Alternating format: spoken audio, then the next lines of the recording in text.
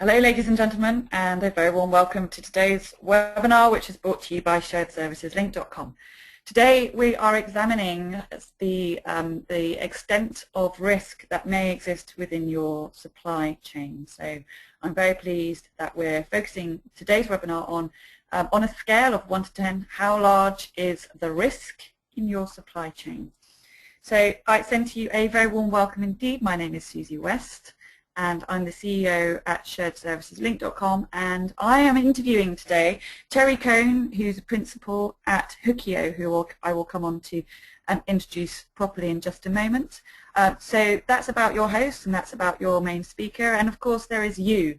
And your role today is to make sure that you get the answers that you're seeking. So if you haven't been on one of our webinars before, it's a very straightforward platform. Just input your question in the little panel that's highlighted by the red box, submit that to me, and I'll put that to Terry in the last 10-15 minutes of this webinar today. So it's quite interesting that we're having this discussion right now. Many shared services organizations are finding themselves poring over data and consolidating their supplier base from tens of thousands down to a smaller number, and becoming much more familiar and cognizant of who their suppliers actually are. So within that, this is making this conversation very timely, because shared services organizations are really putting their arms around the data and the information that represents their supplier landscape, and really understanding more the risk that exists within that supplier base and the impact that that potential risk can actually have on the finance organization and the organization as a whole. So I'm very pleased that we are having this conversation today. And just before I introduce Terry, I'd just like to run our first poll of the day, which is coming up on your screens now, which really is the first poll. There are 5 polls that are running through this interview over the next 60 minutes, and this is poll number 1. On a scale of 1 to 10, how large is the risk in your supply chain? 1 being very low risk and 10 being very, very high risk. So if you can tick the boxes most appropriate to you. On a scale of 1 to 10, how large is the risk in your supply chain? 1, there's very low levels of risk. We're feeling quite comfortable about the risk within our supply chain, or versus 10, you're very uncomfortable and nervous about the risk that's potentially existing within your supply chain today. We like to get these numbers up nice and high to 70%. We're only on 33%.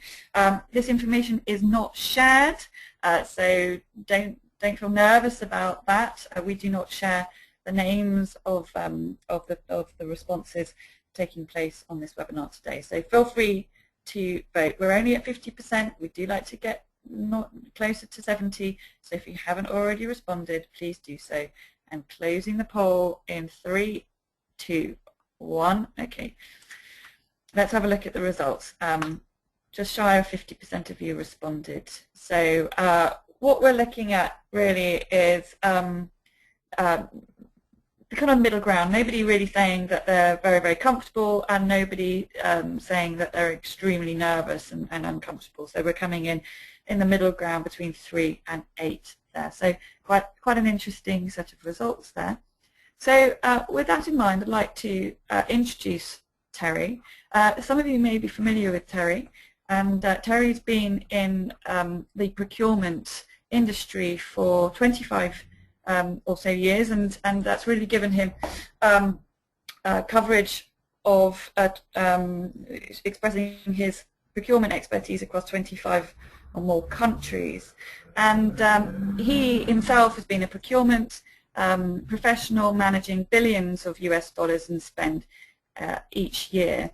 Very much trusted business advisor to key executives within the Fortune 100 businesses, and really is very much a procurement thought leader on technologies and processes within procurement, and certainly with an emphasis on supplier risk management.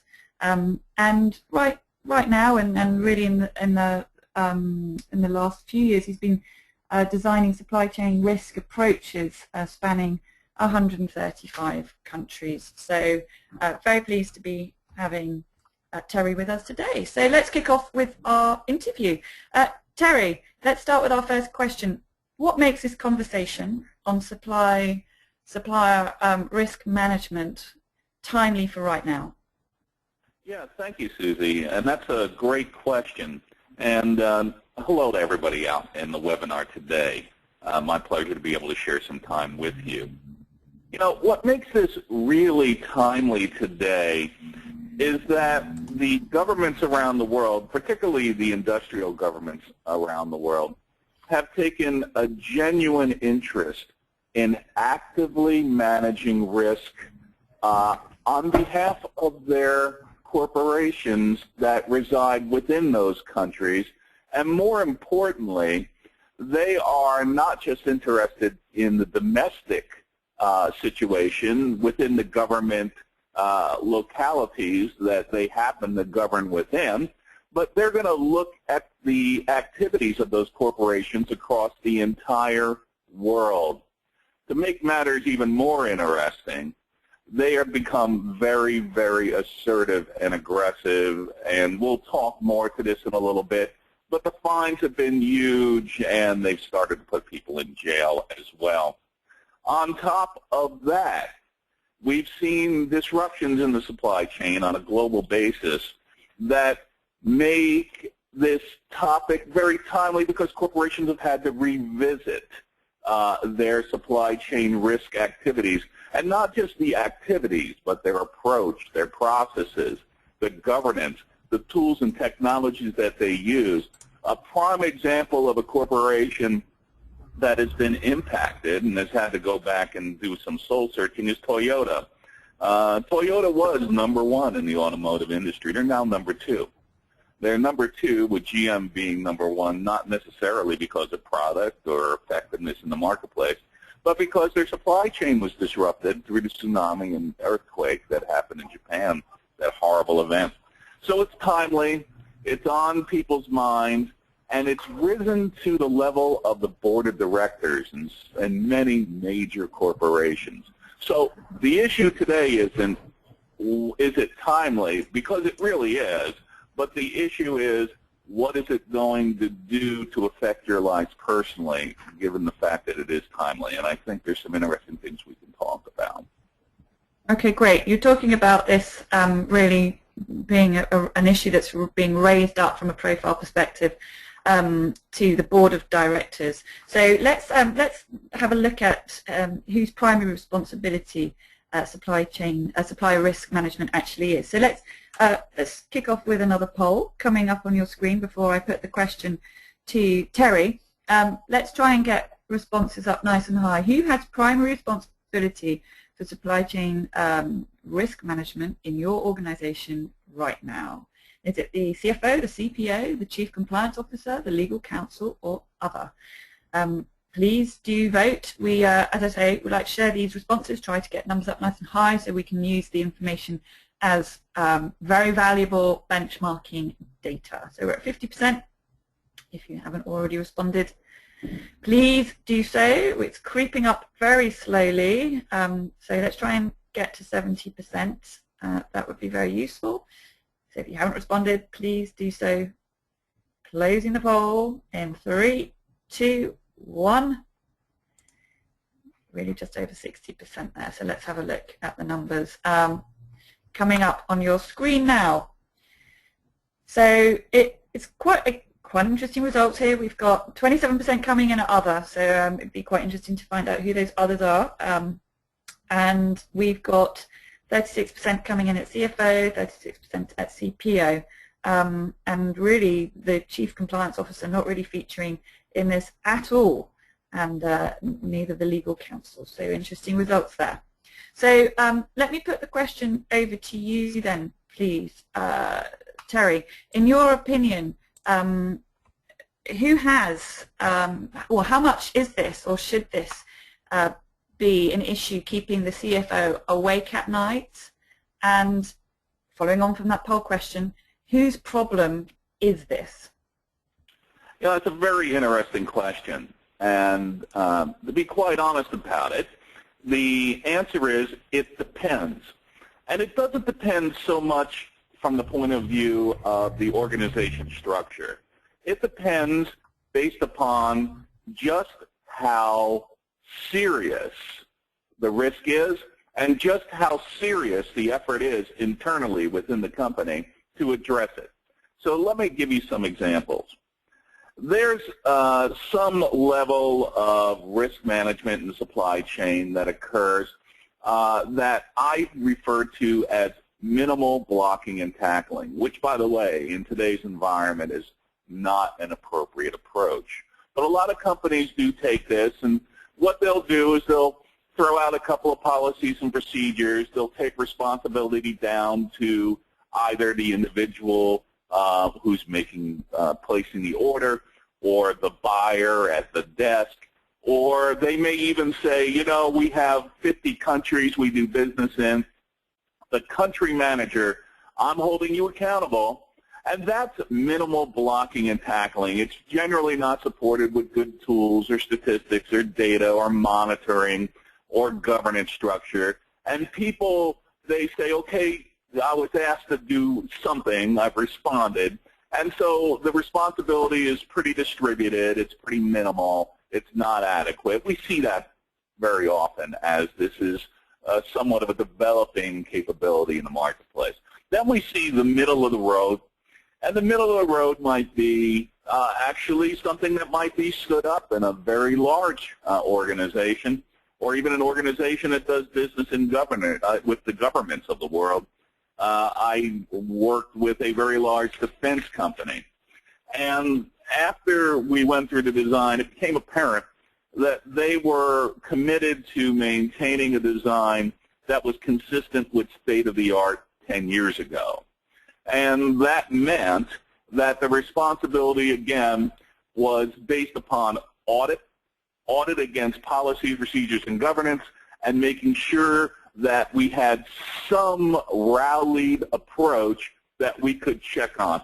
But truthfully, that type of minimal advance of the strategy wouldn't stand up against any government's inquiry on the regulatory risk side.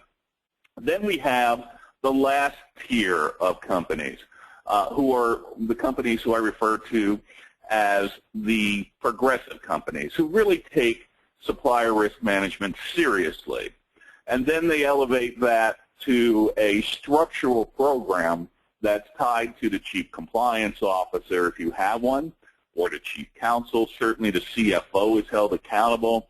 And very often, and this is a new development, the chief procurement officer, or even better yet, it's embedded within a shared services organization, with the head of shared services being accountable and responsible, a core part of the governance structure and the execution team and the monitoring team, working in partnership with the executive who is responsible, chief compliance officer, chief procurement officer, CFO.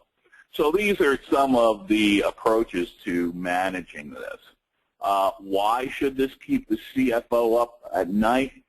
Because the penalties are gigantic, the risks are huge, and it would be considered fundamentally a gap in preparation if the CFO wasn't actively and aggressively putting a governance structure and other critical issues in place for a control program. So that's my perspective. Okay, and maybe you can just embellish on that a little bit more, Terry, as far as the kind of the size of the problem here. So as far as this issue, keeping a CFO or even a CEO awake at night, in your experience, what do you know kind of anecdotally about organizations where senior level professionals have actually been thrown into prison because of an oversight in this area, or the kind of the financial impact that this has had on an organization's either share price or profit margin? What numbers are we looking at here, roughly? Well, we certainly are looking at some really, really large numbers. And, you know, the numbers range from, okay, we're going to make you give us tens of millions of dollars in fines. I had a client up in New England who did a lot of work in China, and they bribed a local Chinese utility to take their product. Now, they went to the government and said, you know what, government, we did an internal audit, and we found that we bribed some people, so I'm going to bring this to you voluntarily. We were bad. I'm voluntarily disclosing this. So they said, thank you very much. Your fine's $10 million.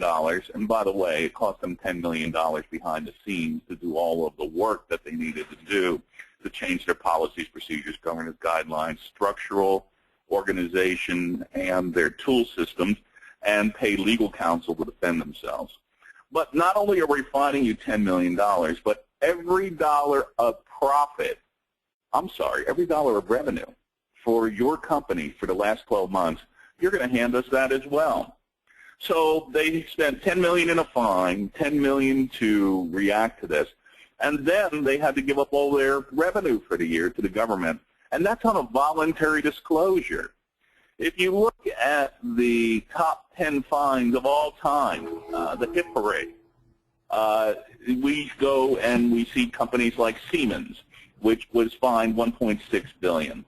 KBR, $575 million. BAE, $400 million. Technique, $338 million. Daimler, $185 million. On and on it goes. But the fines and the hit to reputation are substantial. The share price hit is substantial. If you're written up and there's a potential for having a hit of $300, $500, $1 billion, and there's uncertainty around what the real potential could be, share prices have fallen 25% overnight in some cases. In terms of the Department of Justice, the Department of Justice is now putting people in prison using stings. There was a recent case with Smith & Wesson where they put 150 FBI agents into the investigation. They then went to the largest sporting goods convention in the world, held in the United States, walked in and walked out with 20 individuals in handcuffs, including the senior vice president of international sales for Smith & Wesson. They handcuffed their hands behind the back, and they made them walk out of the convention to make their point. So the aggression is there. People are going to jail, and the money is big. The hit to your stock price is substantial if you get into a situation where you are responding to these things. So the risks are high. Now, you could argue that the chance of being caught or the chance of being prosecuted is fairly small, and you would be right. There's only several hundreds today of actions taken on any basis by the DOJ in the Foreign Corrupt Practices Act. But for me, I wouldn't want to take that risk, and the amount of audits and the amount of aggression is rising. So this should make people concerned, and this is why the boards of directors of larger corporations are really taking a hard look at this, and a lot of people are responding. Okay, good. Well, thank you for that, and I think that absolutely illustrates how important this is to make sure that the risk is as minimal as possible within an organization. So let's have a look at the skill sets and the capabilities and indeed the business acumen that's needed within the finance organization, the procurement organization, the compliance organization, whoever it is that owns the responsibility of this area. What are the skill sets, capabilities, acumen needed to be ready? Yeah, it's also a really interesting question, and I think, to set up the correct answer for this, it has to be understood that supplier risk management and the compliance programs that are put in place to address that remain fundamentally a process. I say it remains fundamentally a process because too many organizations don't quite grasp that. What they initially gravitate to is a reactive measurement or reactive measure to put a Band-Aid over what they view as gaps either identified through a third party saying, hey, you may have a problem, internal employees raising awareness internally that we may have a problem, or a reaction to an inquiry or a disruption in supply chain. So the initial and incorrect response is to put a Band-Aid on a wound.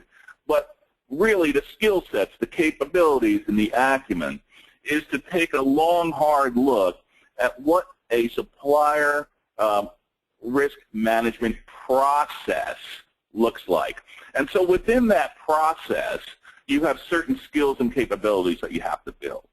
You have to understand internally and vet internally, and in some cases share knowledge and transfer knowledge internally about what passive and active controls need to be put in place. And there's some very specific passive and active controls that are required to satisfy not only the operational management of risk, but also the regulatory. There has to be a very definitive process that is followed in terms of roles and responsibilities and job descriptions around managing supplier risk. There has to be a governance structure that gets put in place.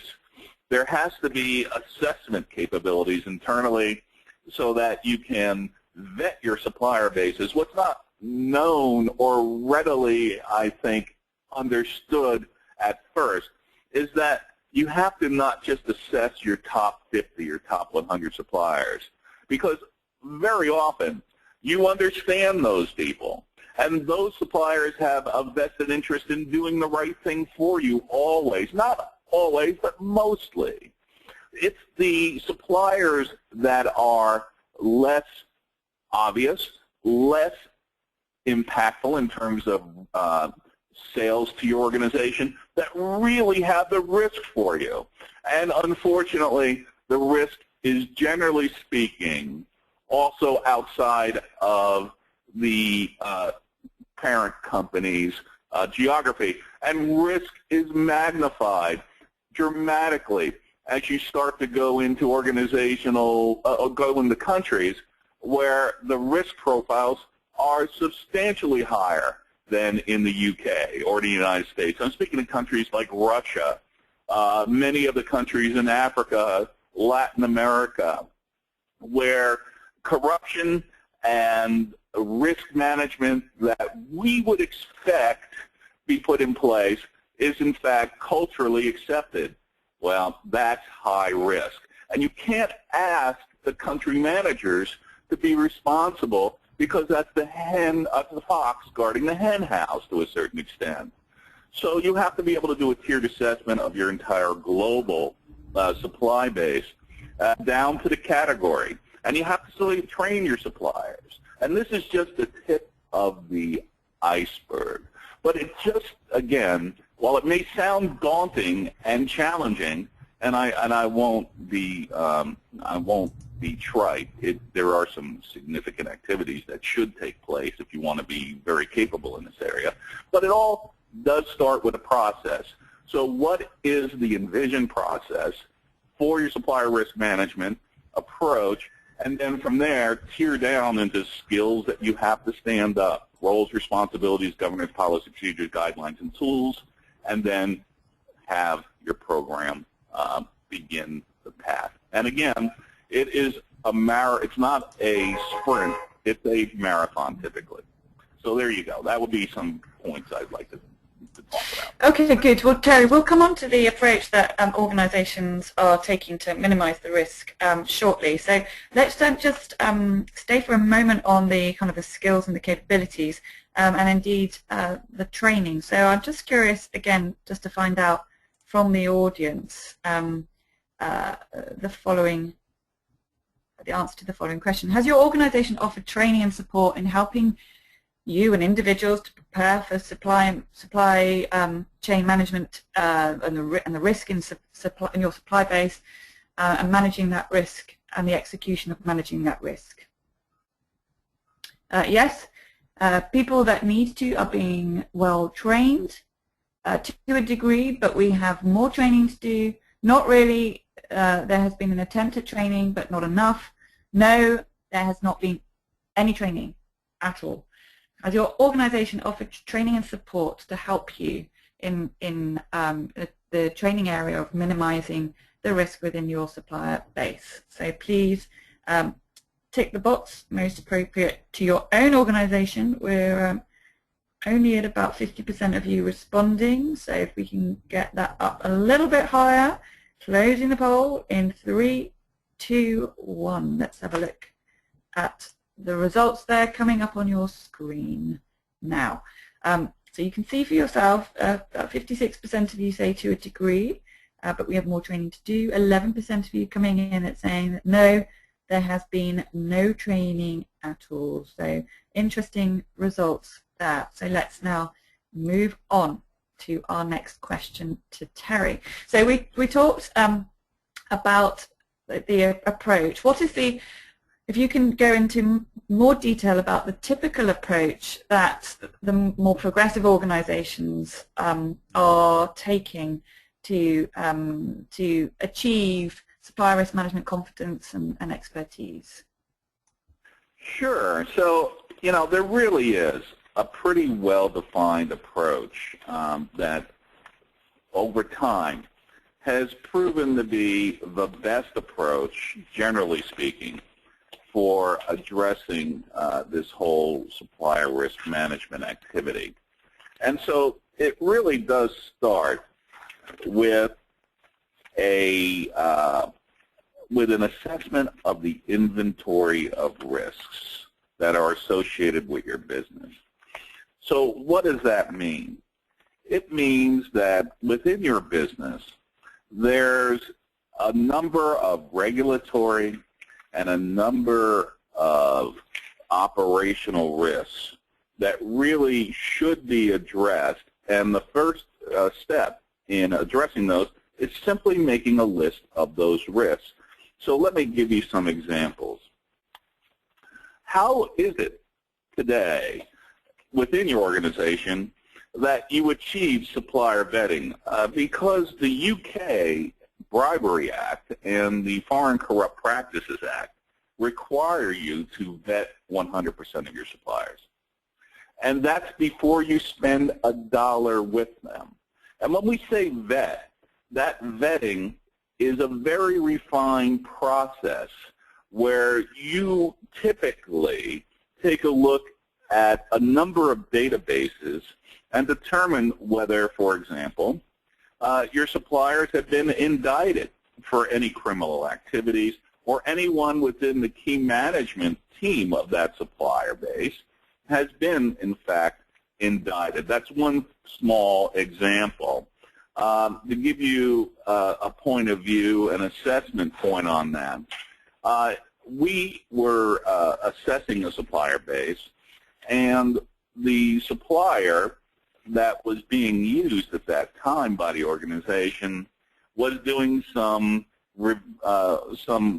environmental work, taking care of some environmental waste.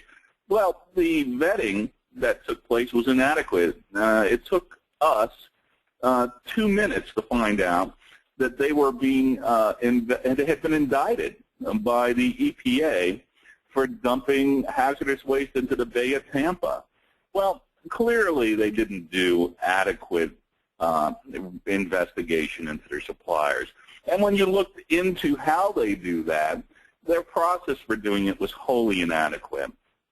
So the first step is identification of the operational and regulatory risks, and then making a determination on whether your suppliers have been vetted against that list. Now, there's generally 3 things that come out of a supplier vetting activity. You have a large list where nothing is shown as an issue with your suppliers. Those suppliers get a check mark. They're going to the green pile, they're good to go. Then there's a list of suppliers that are clearly bad actors. They're go into the no-go pile, and you have to have a strategy to exit from those suppliers if you're prudent, and that's generally a small list as well. Then there's a medium-sized list that basically comes up as, we don't know. There's not enough information. There's not enough intelligence or data available, so we have to do further investigation, and you really have to do that. So step one is identification of your risk inventories, and then conducting an activity around how you do supplier vetting and ensuring yourself that you, in fact, do a good job of that. Step two would be setting up an operational plan or a blueprint around your processes, around your organizational structure, around roles, responsibilities, job descriptions, policies, and procedures. Step three would be taking a look at how you're going to enable that plan.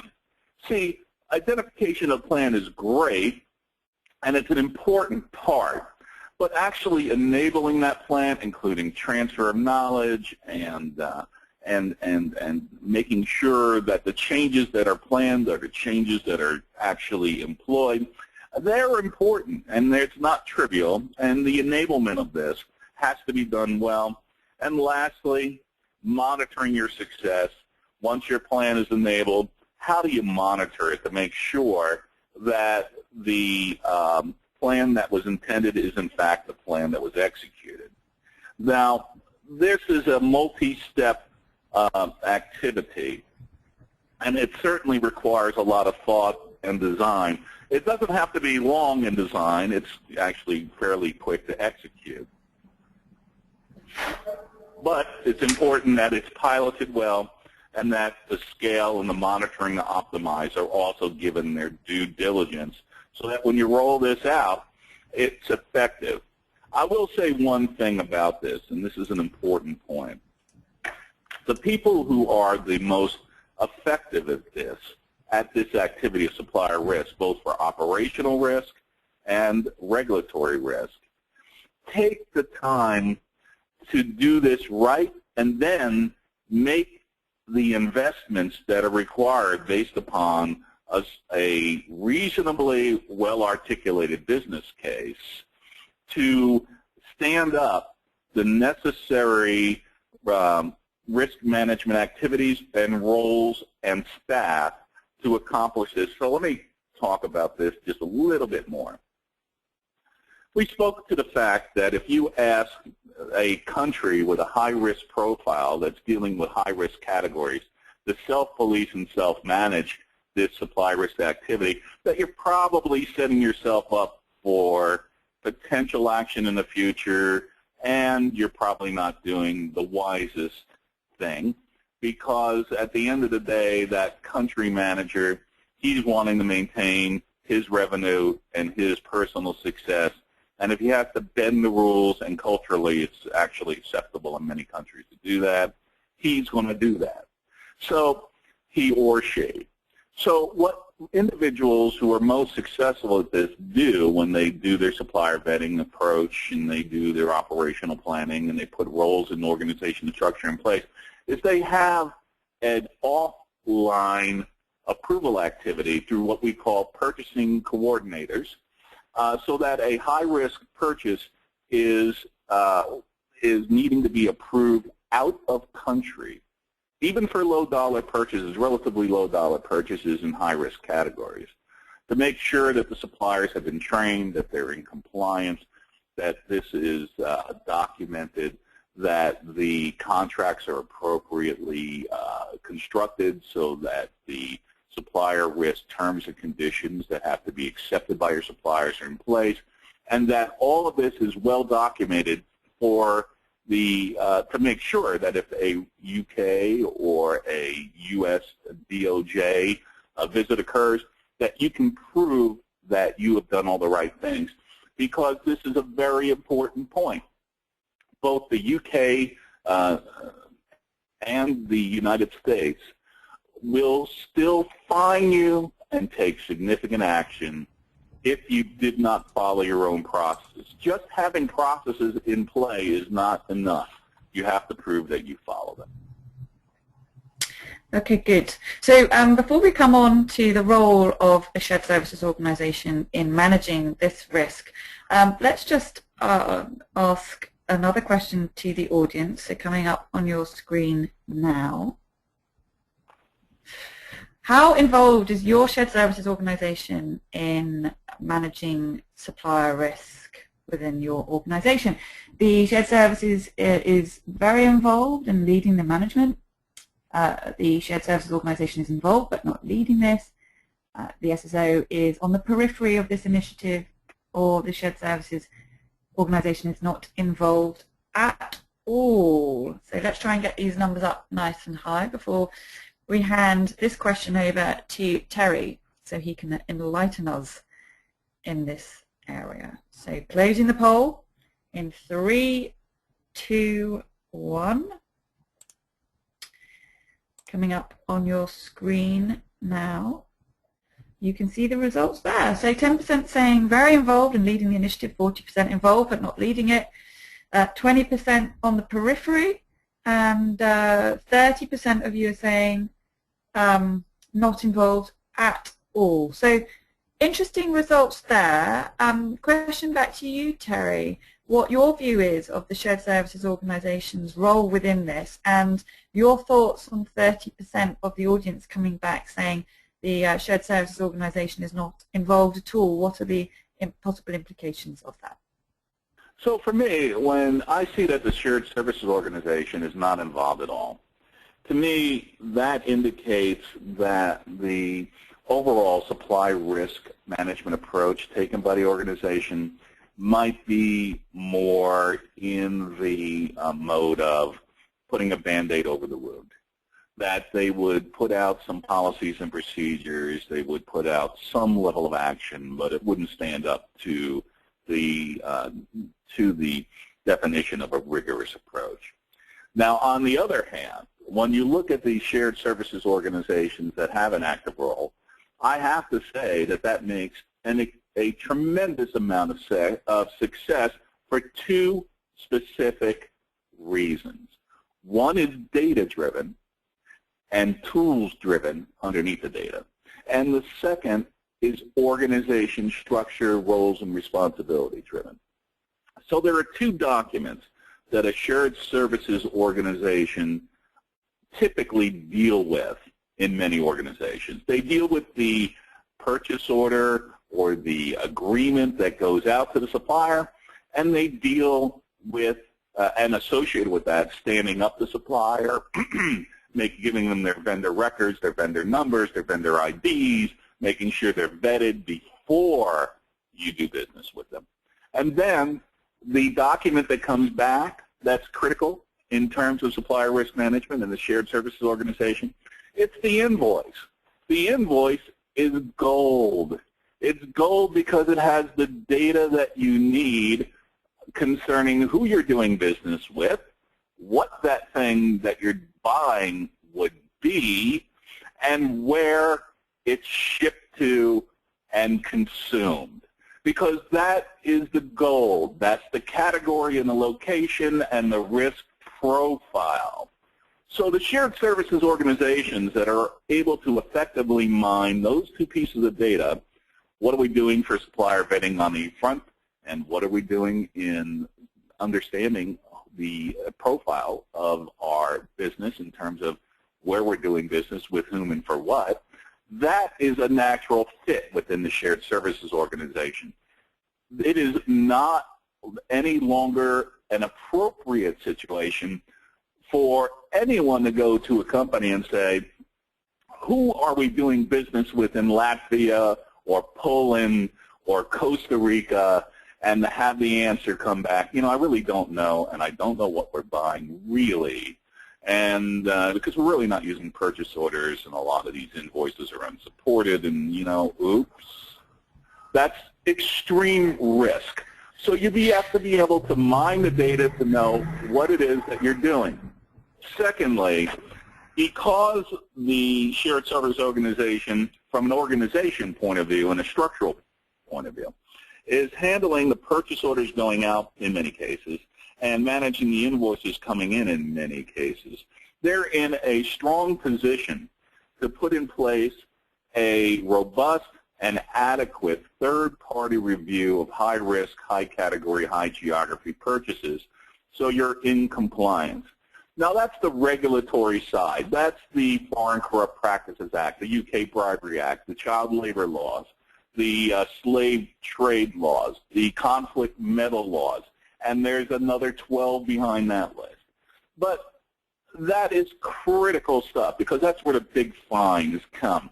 Now, on the side of the equation for the operational risk, I still would make the argument that the shared services organization plays a critical role in defining the landscape of your supplier activity for operational risk. Geography, critical supply, supplier, volumes, all that stuff channels in. And you can do a tremendous amount of value add in helping the organization understand risk. So shared services is a perfect place to neck down your process to capture and control risk. And I'm pretty bullish on it, frankly. Good, thank you, Terry. So, but based on those kind of previous two questions, so the progressive organizations that are really applying the right methodology and approach in making sure that their risk is minimal, and also the organizations that are utilizing the expertise and the tools and the processes and the controls that sit within shared services to ensure that the risk is as minimal as possible. Can you actually provide examples of how real organizations have actually applied both these approaches, the shared service approach and also the methodology that you were talking about a couple of questions earlier, in the real world? Sure. So let me give you a couple examples.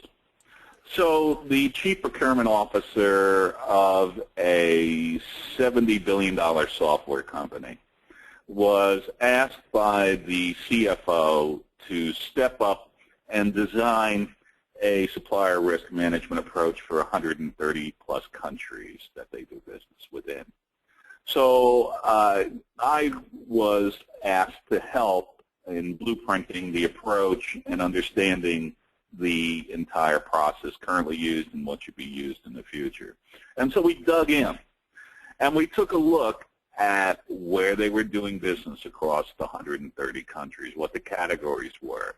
We took a look at their supplier vetting approach. We took a look at how they make their purchase orders and contracts happen. We took a look at their third-party review process and the job descriptions and roles and responsibilities underneath that. And we gave them a number of options for how to step up this activity to satisfy both the CFO and the board of directors who were concerned because they were watching the large fines that were going on around them. This process of, and because of the enormously complex nature of their business, was accomplished in approximately 7 or 8 weeks. So small teams, 7 or 8 weeks, went in, did all the decomposition of their current processes, looked at how they're organized from a shared services point of view, went in and went in and did a number of interviews around the world, got a real feel for how they approach both operational and regulatory risks, and gave them a blueprint to implement a much improved process supported by improved tools and governance structure. It went to the board of directors, it was approved, and was put in place.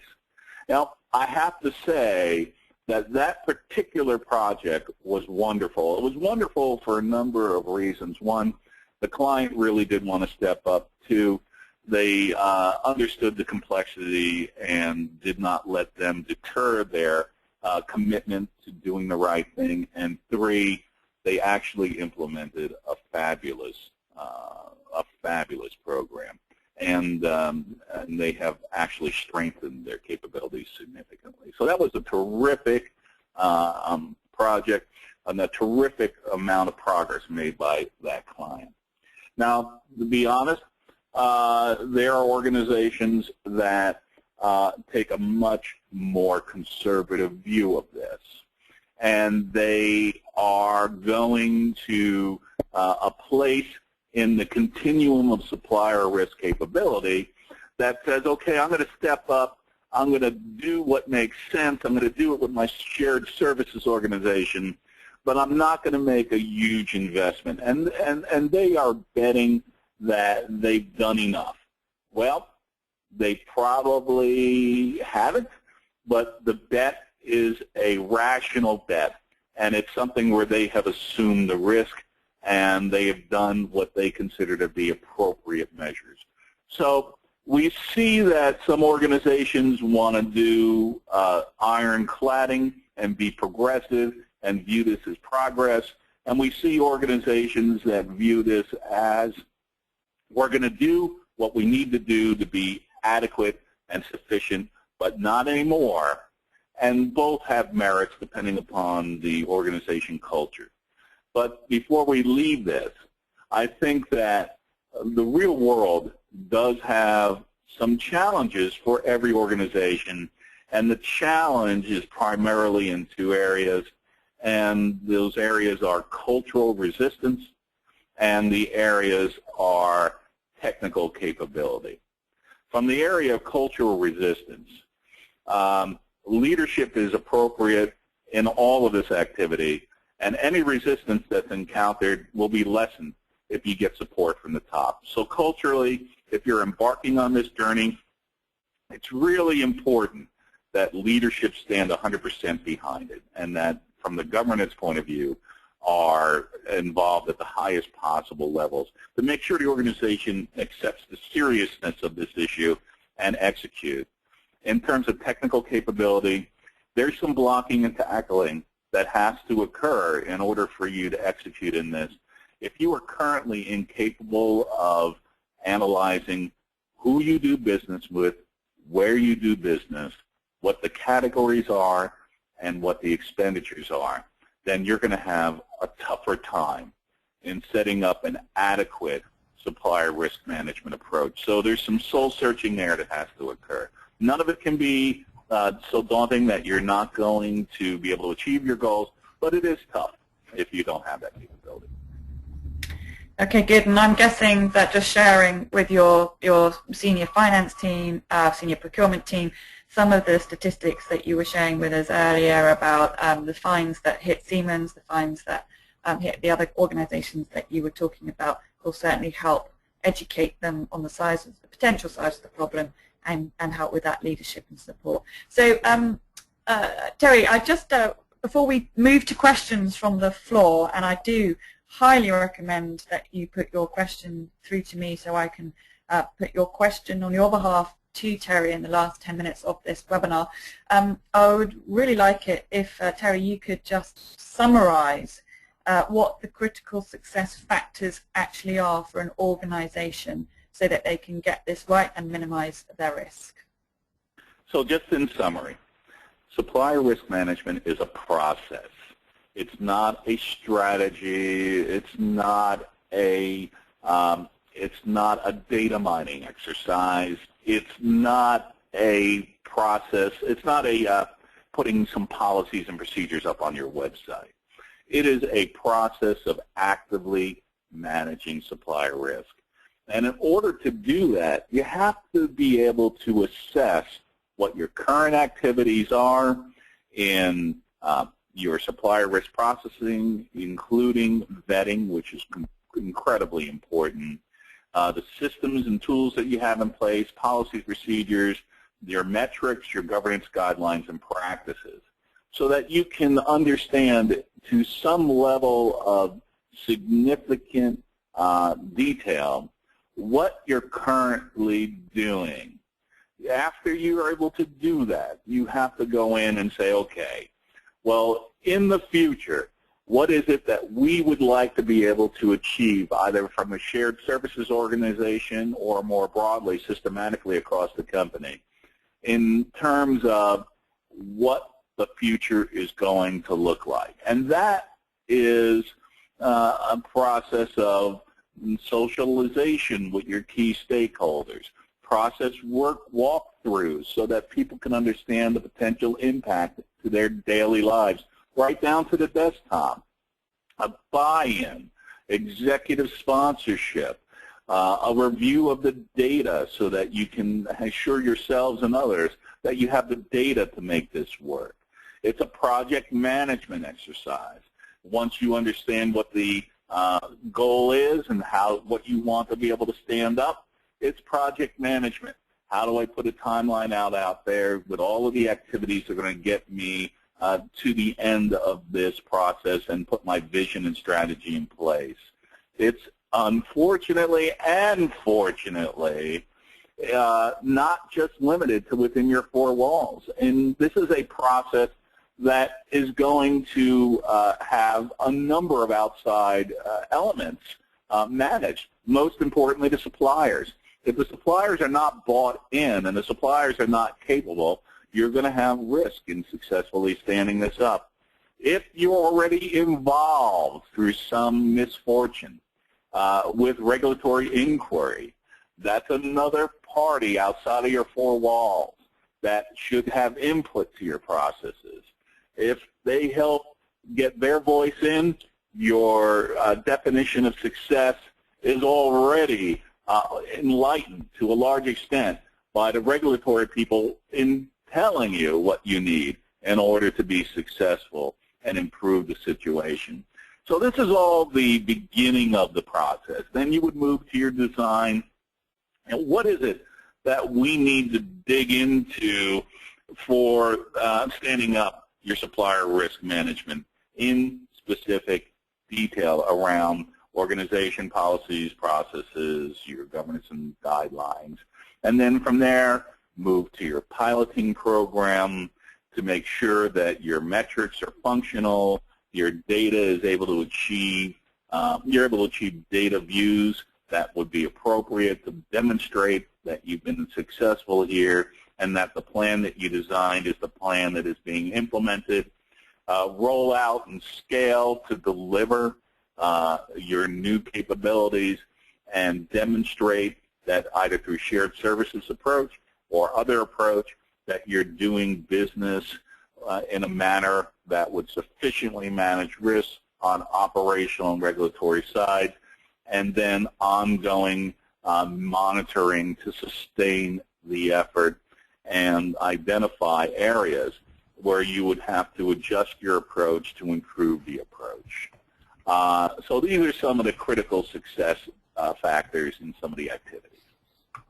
Okay, good. Terry, thank you very much. Questions from the floor, please.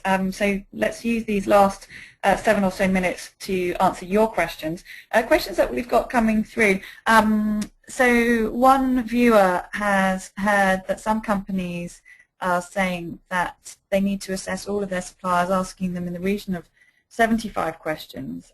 Obviously, this process can take quite a long time, and some companies have complained that it takes too long, and that as a result of having to ask all of these questions, it can actually result in maverick spend because procurement, don't want to ask these questions; they want to go around the process. So, is there what is the most important information out of these, say, 75 questions that procurement need to, or procurement or the finance organization need to go and get from suppliers?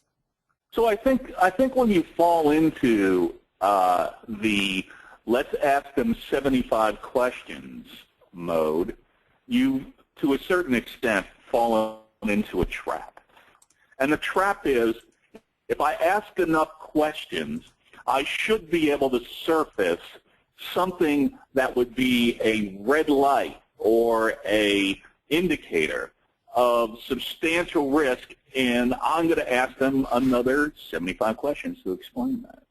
And, that is typically an outmoded approach. So there are better ways to do this. And the ways that I see information, the ways that I have seen and have advocated organizations for approaching this vetting is to use databases, and actually in the UK, it's law that a third party assists to some extent.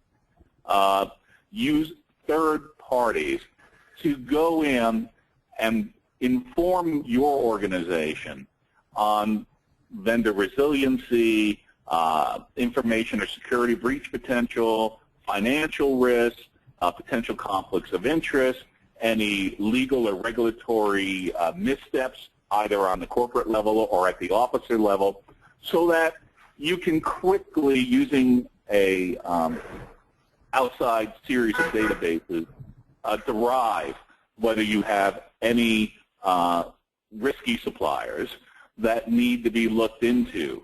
Now, once I'm going to repeat this because it's really important. Taking that burden on yourself will slow down the process. There's no question of it. Using a third party,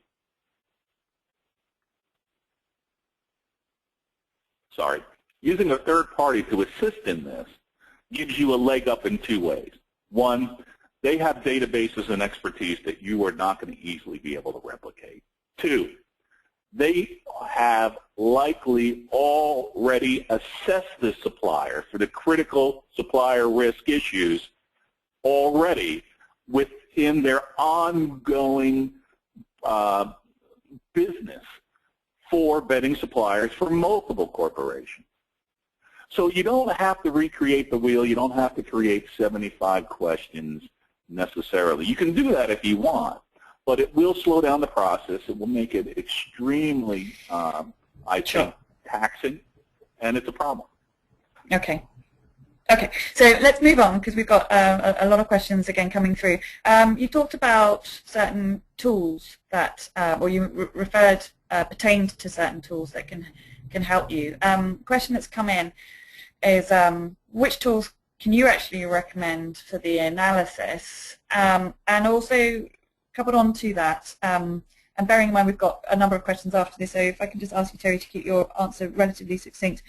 Electronic invoicing and the tools around PO compliance, what kind of tool set do you need to really minimize the risk in this area? So tool number one, you either have to leverage your ERP system or your business intelligence bolt-ons within your ERP, or a third-party organization that has specific analysis tools like a Katera to be able to build the profiles for you for your suppliers. That's one building block. Second building block I referred to previously, the third-party vetting suppliers who can go in and use their proprietary databases to help you derive your vetting profile. Third, I'm a big fan of the internet-based, cloud-based e-invoicing tools, OB10 being a specific one that I'm particularly in favor of because I've seen them be very successful in a number of large organizations. And using them, you can derive a number of critical points of knowledge around your supplier base from the invoices. Okay, thank you. And also, you talked about, well, obviously there's huge risk there, and it sounds like some companies are doing a bit of hedging about regarding whether or not they invest in minimizing the risk, or they allow themselves to be exposed and just take the risk as far as that's concerned. In your experience, are governments particularly targeting large multinationals here? Are the kind of the mid-size and smaller size organizations safer in this regard? The government has specific categories of spend that they are looking at very, very hard. So if you have third-party purchases, and events management being a particular one, if you're doing events around the world, you know, the dog and show, pony shows for your products or your services, government's looking hard at that. There are certain categories in terms of freight movement the government looks very hard at. So it's more of a category and geography-based risk profile versus a, and because of that, the people who do multinational work are more exposed. So those, you got to hit the categories hard because that's where your risks are, followed up by your geographies. Okay, and also as far as contracts are concerned, so long, I mean, some people might suggest that so long as your contract is watertight, it's got all of these clauses in that cover these areas, and it is signed by the supplier, that would suggest that liability falls with them, would it not? No, it no longer is the case. That was the case 5 years ago, maybe 10 years ago. That would be an approach that people would try to rely upon. But today, the UK and the US Department of Justice would simply not find that adequate. They're much more aggressive.